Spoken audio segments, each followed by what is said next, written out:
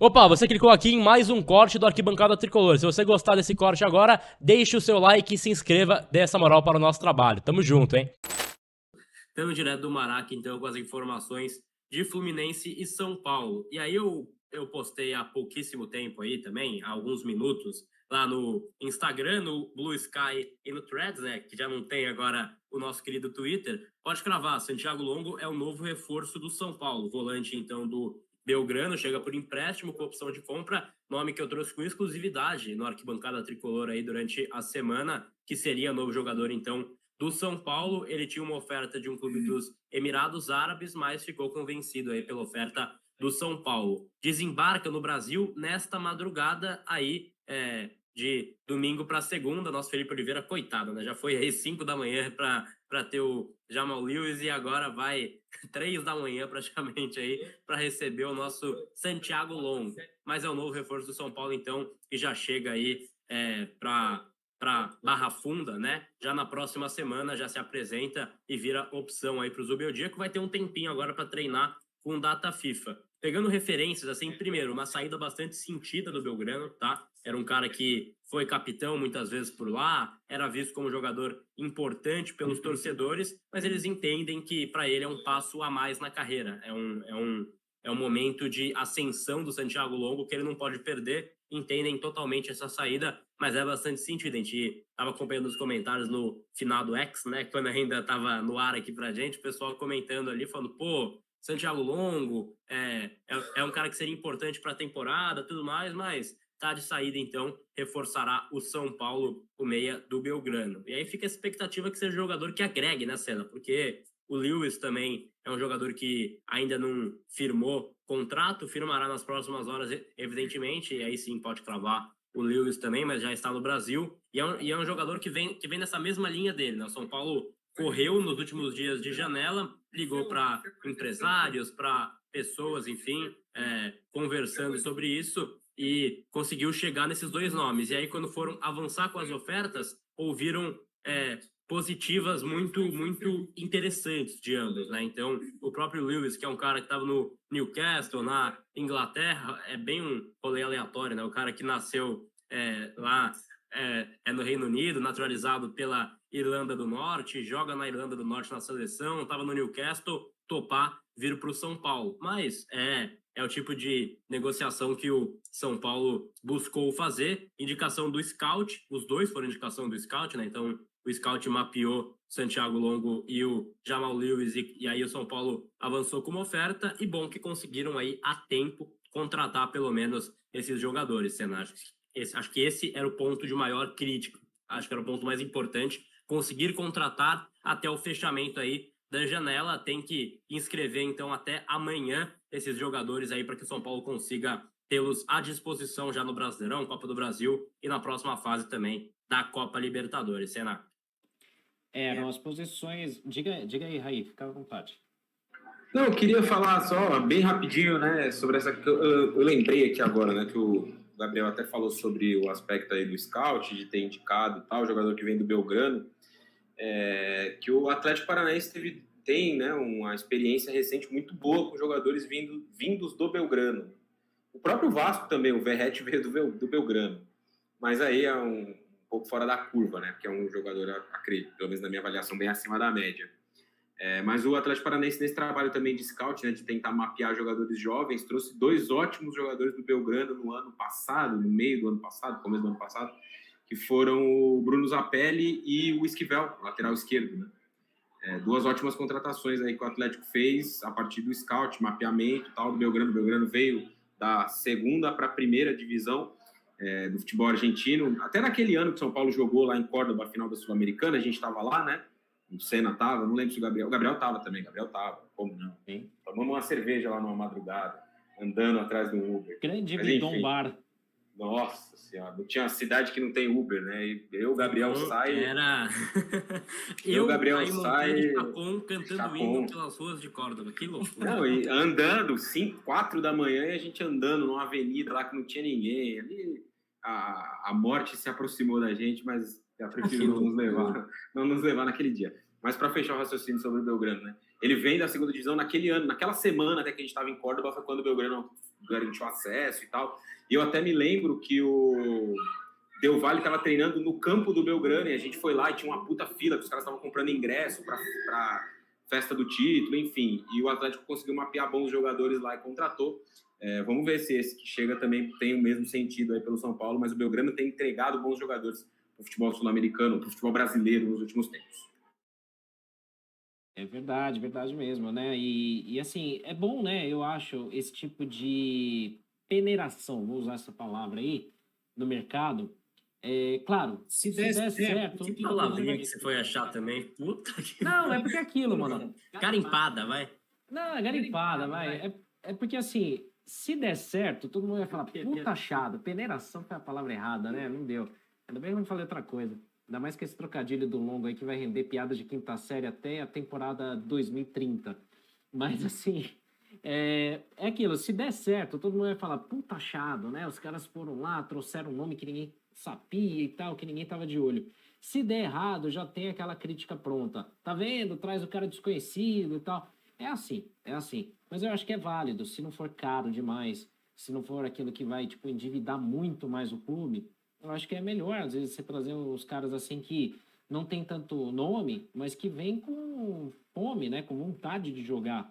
Porque às vezes a gente traz uns medalhões, recentemente vimos aí um caso colombiano, e aí os caras não jogam, os caras não estão ali na mesma pegada que o restante do elenco. E esse elenco do São Paulo, né, Raí, é um elenco que, assim, você vê que os caras não se entregam fácil, não entregam derrotas fáceis. Claro que acontecem derrotas assim que a gente quer esquecer, mas não é um time que, putz, chinelinho, que os caras fazem corpo mole. E aí, se você traz um cara que destoa muito disso, o próprio elenco começa a destoar e ficar incomodado, né, Raí? Claro, sem dúvida, né? Se você tem ali um ritmo, né? Um ritmo de trabalho, de forma, enfim. Foi a palavra que me veio à cabeça agora. Não é a melhor, mas, enfim. Se você tem ali um jeito que tá todo mundo trabalhando e entra um cara numa rotação muito diferente, né? E foi um pouco do que aconteceu com o Rames, como você bem citou. A galera ali, a tendência é que o cara não seja muito bem quisto e o cara não consiga se integrar. E aí, o fim da história, o caso do Rames exemplifica bem isso.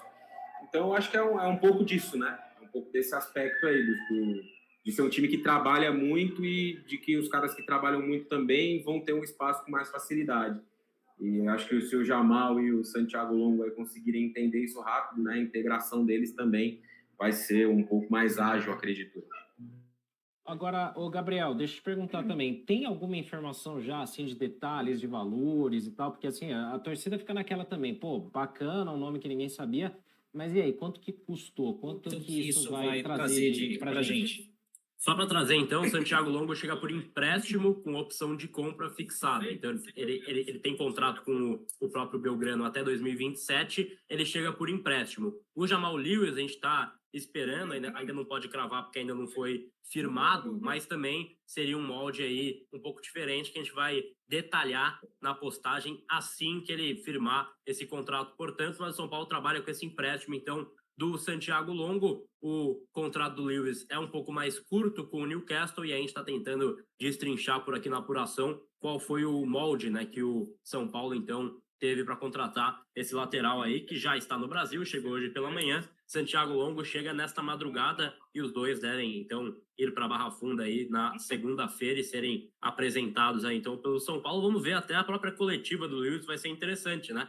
Porque ele é um jogador, então, da Irlanda do Norte, ele fala apenas inglês, né? Não arrisca nada em português ainda, e aí vai passar um pouco pela adaptação, né, cara? Porque você vê que tem muito cara que chega interessado em aprender para adaptar o quanto antes. Eu acho que é um jogador, Senna, que é foda falar isso, porque a gente tá numa temporada, tá numa reta final de temporada que exige caras que cheguem para jogar, mas é um cara que eu vejo que pode ter uma adaptação ainda melhor, né, Raí, pro ano que vem. Que o cara vai conhecendo um pouco a casa nova, novo clube, novos ares. Acho que faz mais sentido pensar nele 100% ou 200% apenas em 2025. Mas é um jogador que chega para ajudar na reta final. Não acho que ele vá de prontidão tirar a vaga do Wellington, até porque o Wellington fica até o final do ano, mas ele vai ganhando seu espaço, vai tendo minutagem, e aí quem sabe, né? Eu acho que ele vai surpreender muita gente. Quem acompanha a Premier League, quem confere os jogos, vê alguns lances dele, ele ataca muito bem. Isso é um ponto que é importante para o São Paulo.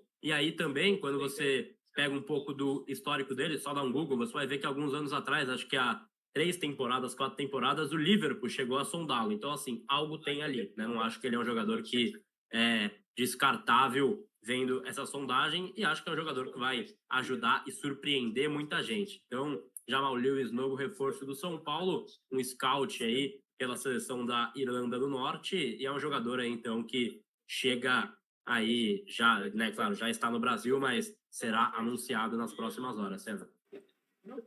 Cara, o pessoal aqui vai ter que agora entrar nos cursos de idiomas, desenferrujar inglês e espanhol aí, porque vai começar a ficar mais embaçado agora aí para fazer coberturas no AT. Agora a gente vai ter que contratar a galera aqui pro time perguntando se é bilíngue, porque é inglês, espanhol, português aqui também.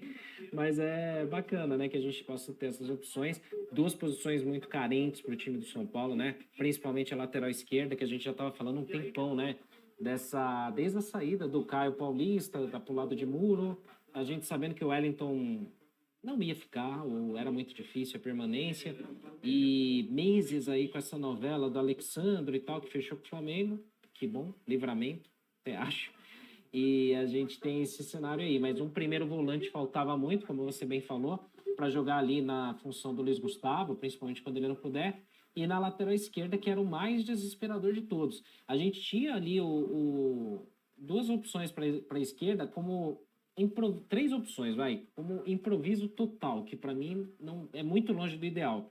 Moreira, se machuca muito, Lisieiro, que chegou a atuar ali, e o próprio Michel Araújo, que para mim, eu acho que ele não tem aquele cacoete de marcador, né? Então, assim, é muito complicado, né, a gente ter só isso de opções, né, Raí? E assim, um cenário muito pobre para um elenco que está em 3 frentes, de 3 campeonatos importantes para jogar, né, Raí? Exatamente, Senna, exatamente. Se você tem um elenco com tão pouco, né, para oferecer, no sentido de peças, né, não estou nem falando de qualidade dos jogadores, no sentido de peças, nesse cenário de tantos jogos, né, você acaba tendo problemas, né? Porque é fato que o São Paulo não vai brigar pelo título do Campeonato Brasileiro, mas, pô, estando ali entre os primeiros colocados, você tentar beliscar uma vaga direta à Libertadores do ano que vem é um negócio interessante e tanto, né? Até porque você não tem uma garantia de que vá conseguir via Libertadores uma vaga próxima, já que para isso tem que ser campeão. E é muito difícil ser campeão da Libertadores. Então, o São Paulo precisa ter peças para conseguir. Ao passo que disputa as duas Copas sonhando em ganhar, né, uma das duas ou as duas, conseguir ser competitivo também no Campeonato Brasileiro a ponto de terminar entre os 4 primeiros, entre os 6 primeiros, né, que é o panorama desse momento, e ter uma vaga a Libertadores do ano que vem, já que o Campeonato Brasileiro dá tantas vagas, né, se um brasileiro ganhar a Libertadores, abre mais uma vaga direta, enfim. Pode ser que ficando ali em quinto, São Paulo tem uma vaga direta para a Libertadores do próximo ano. Então, para que você consiga atingir esses objetivos, né, triplos na temporada, pelo menos até o dia 12 são 3 objetivos, pode ser que a partir do dia 12 não sejam mais, você precisa ter uma profundidade de elenco, né? Que é uma coisa que a gente não estava observando tanto no São Paulo e me parece estar observando agora um pouco mais com esses novos reforços, mais jogadores para jogar em diferentes posições, e o treinador também usa isso, porque eu até me lembro, Senna, lá no comecinho do ano, o Belmonte deu uma entrevista pro Arnaldo e pro Tironi, e ele deixou muito claro que o São Paulo não focaria no Campeonato Brasileiro com o objetivo de ser campeão. De novo, o foco seria voltado para as Copas. É claro que isso pode mudar ao passo que você cai muito cedo nessas competições. Sei lá, você cai na primeira fase da Libertadores, no primeiro mata-mata da Copa do Brasil, igual o Cruzeiro, por exemplo, caiu no primeiro mata-mata da Copa do Brasil, mas ainda está vivo na Sul-Americana, né? Você se vê na necessidade de ter que apostar ali naquelas 38 rodadas, porque você só vai ter aquilo para jogar até o final do ano. Não foi o caso do São Paulo, pelo menos até aqui. Então, dentro desse panorama, era meio claro que o brasileiro não seria um objetivo. E eu sempre, desde então, bati na tecla de que o São Paulo precisava montar 2 times. Um time para jogar as Copas e um time para jogar o Campeonato Brasileiro. É claro que você tem momentos que tem só o Campeonato Brasileiro, tem aquele gap ali de uma fase para outra da Copa, ou até mesmo da Libertadores, período de Copa América, só teve Campeonato Brasileiro. Então, não se tratava de adotar essa prática para esse momento, mas para o momento que a gente está vivendo agora. Esse momento que o São Paulo vive agora. Vive em 2 Copas, uma semana tem Copa do Brasil, outra semana tem Libertadores, no meio delas tem o Campeonato Brasileiro. E era necessário para mim, nesse cenário, montar 2 times. E o São Paulo fez um pouco disso, né? O Zubeldia, no caso, fez um pouco disso, tendo em vista que nas últimas 2 partidas do São Paulo no Morumbi pelo Campeonato Brasileiro, São Paulo utilizou o time reserva, né? Contra o Atlético Goianiense e contra o Vitória. Foram esses 2 últimos jogos do São Paulo como mandante, se não me falha a memória. E usou reservas nos 2. Então, acho que essa é uma prática inteligente e interessante para esse momento da temporada. Tá aí, esse foi mais um corte aqui no Arquibancada Tricolor. Se você curtiu, já deixa o seu like, se inscreva no canal e fique de olho em tudo que acontece, ativando o sininho e virando membro do Arquibancada Tricolor. Vambora!